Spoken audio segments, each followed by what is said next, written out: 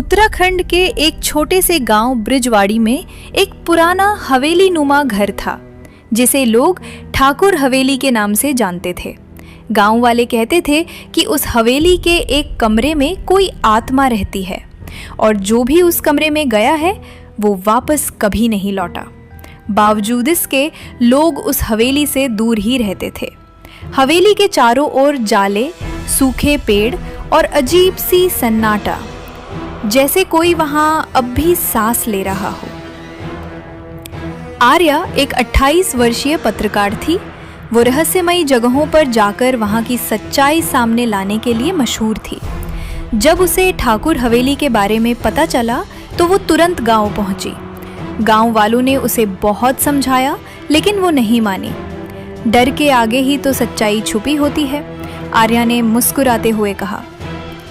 आर्या अपने कैमरा और नोटबुक के साथ हवेली के अंदर गई। चारों ओर धूल, सड़ांध और सन्नाटा, लेकिन एक बात अजीब थी। कमरा नंबर 7 का दरवाजा बिल्कुल साफ था, जैसे अभी अभी कोई गया हो। वहीं गांव वाले कहते थे कि वही कमरा सबसे खतरनाक है। रात के 11 बजे आर्या ने अपने कैमरे ऑन किए और उसी कमरे की ओर बढ़ने लगी। जैसे ही उसने दरवाजा खोला, दरवाजा खुद ब खुद तेज आवाज से बंद हो गया। कमरे में गाढ़ा अंधेरा था। अचानक दीवार पर एक लाल बत्ती जल उठी और उसमें एक अजीब सी आकृति दिखी। एक औरत जिसकी आंखें खून जैसी लाल थी। आर्या ने घबराकर पूछा, तुम कौन हो? वो आकृति बोली, जिसकी कहानी कभी पूरी नहीं हुई, अब तुम भी उसी का हिस्सा बनोगी। कमरे की दीवारों पर पुराने अखबार चिपके थे। सब में ठाकुर परिवार की बेटी गायब, कमरे में रहस्यमयी मौत जैसे शीर्षक थे। अचानक आर्या को एक कोने में पुरानी डायरी मिली। उसने पढ़ना शुरू किया।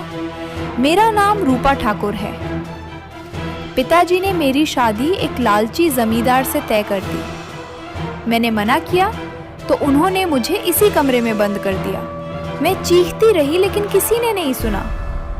अंत में मैंने जहर खा लिया। अब जो भी इस कमरे में आता है, मैं उसकी सच्चाई सामने लाना चाहती हूँ। आर्या समझ गई कि ये कोई भूत नहीं बल्कि एक अधूरी कहानी है जो इंसाफ चाहती है। आर्या ने कैमरा ऑन किया और सब रिकॉर्ड करना शुरू किया। तभी दीवारें कांपने लगी, खिड़कियां अपने आप बंद होने लगी और आवाजें आने लगी। सच मत बाहर ले जा, मर जाएगी। लेकिन आर्या नहीं रुकी।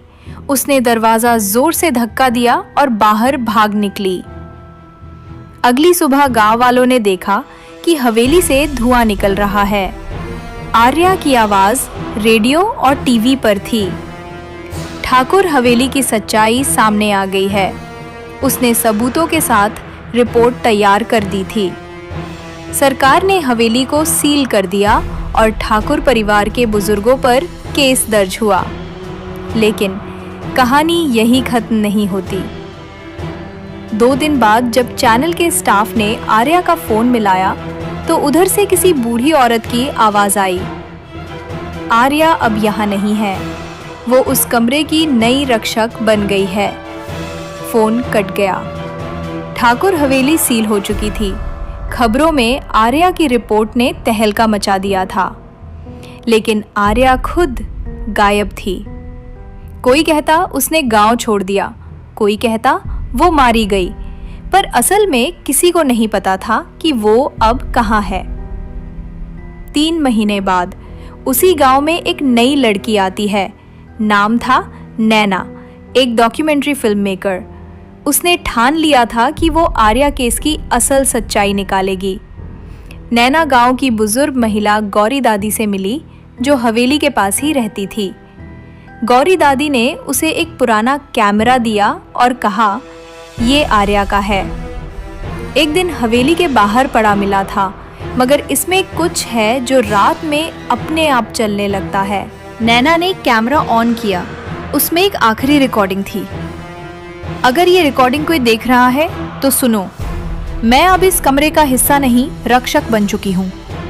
लेकिन एक और आत्मा है जो मुझसे भी ज्यादा खतरनाक है। उसकी कहानी अभी बाकी है। नैना ने गांव वालों से हवेली के अंदर जाने की इजाजत मांगी।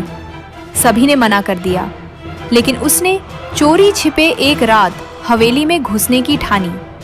हाथ में टॉर्च, कैमरा और आर्या की डायरी का फटा पन्ना। कमरा नंबर 3 में जो है वो असली बुराई है। अब सवाल था, क्या सच में कमरा 7 नहीं बल्कि कमरा 3 था असली रहस्य? नैना ने कमरा नंबर 3 का दरवाजा खोला। अंदर बिल्कुल सन्नाटा था। एक पुराना झूला, दीवारों पर अजीब पेंटिंग्स और बीच कमरे में एक आईना। जैसे ही नैना ने उसमें झांका, पीछे से किसी ने उसका कंधा पकड़ा। वो पलटी, कोई नहीं था। तभी आईने में कुछ दिखा। एक लड़की, उलझे बाल, सफेद आंखें और उसके गले में वही लॉकेट जो आर्या पहनती थी। नैना पर एक एक करके भूतिया हमले होने लगे। दरवाजे अपने आप बंद, camera bar bar on off और दीवारों पर खून से लिखा, तुम भी उसका शिकार बनोगी। वो समझ गई कोई उसे नहीं चाहता वहां। पर तभी आर्या की आत्मा प्रकट होती है। अब वो पूरी तरह आत्मा में बदल चुकी थी, लेकिन इंसानियत अब भी जिंदा थी। नैना, यहाँ से भाग जा। कमरा 3 की आत्मा वो है जिसने मुझे भी कैद किया था। रूपा ठाकुर नहीं, उसका असली हत्यारा अब भी यही है, उसका पिता। आर्या ने नैना को आईना तोड़ने को कहा। जैसे ही नैना ने हथौड़े से आईना तोड़ा, एक तेज चीख गूंजी और हवेली की दीवारें हिलने लगी। आईने के पीछे एक गुप्त तहखाना था। वहां एक कंकाल मिला, रूपा ठाकुर के पिता का, जिसे किसी ने मारकर दीवार में छिपा दिया था। अब सब समझ आ गया।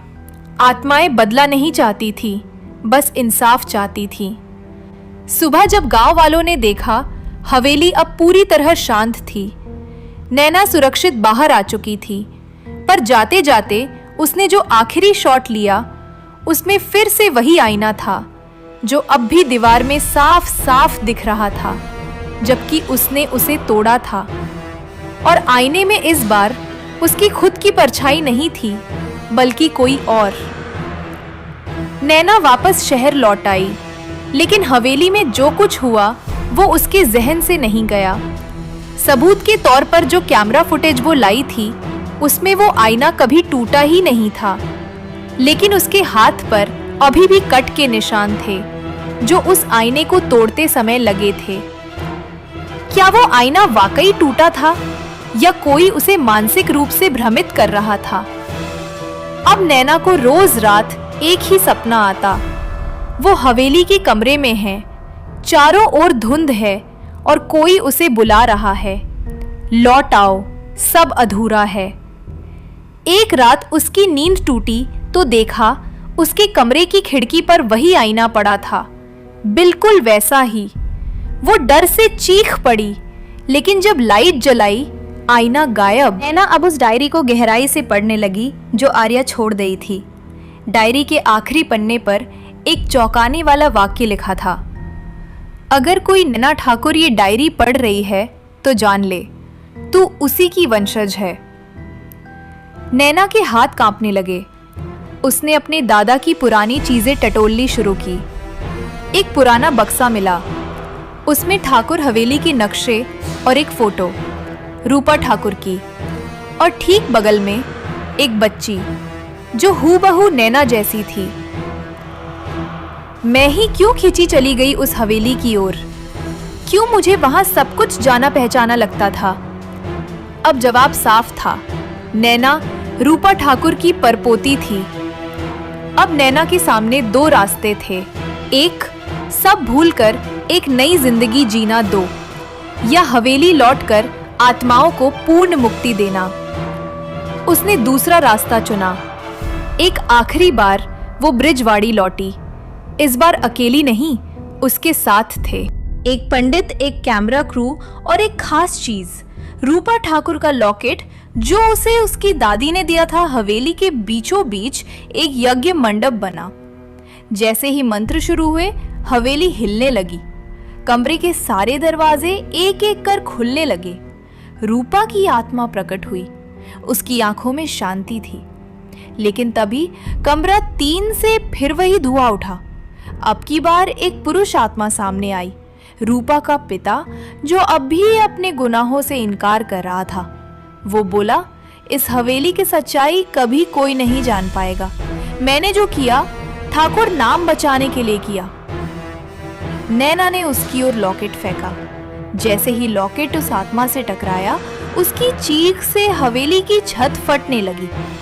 रूपा की आत्मा ने नैना की ओर देखा, मुस्कुराई और कहा, अब हम आजाद हैं, धन्यवाद। हवेली में एक तेज प्रकाश फैला और सब कुछ शांत हो गया। सिर्फ एक चीज पीछे छूटी, वो आईना, जो अब असली में चकनाचूर हो चुका था। 2 महीने बाद नैना एक टीवी इंटरव्यू में अपने अनुभव बता रही थी। सब कुछ नॉर्मल था, लेकिन जब कैमरा बंद हुआ तो पास बैठी स्पॉट गर्ल बोली, मैम आपसे एक बात पूछूं? जी, आपको देख के लगता है जैसे मैंने आपको पहले कहीं देखा है। कहाँ?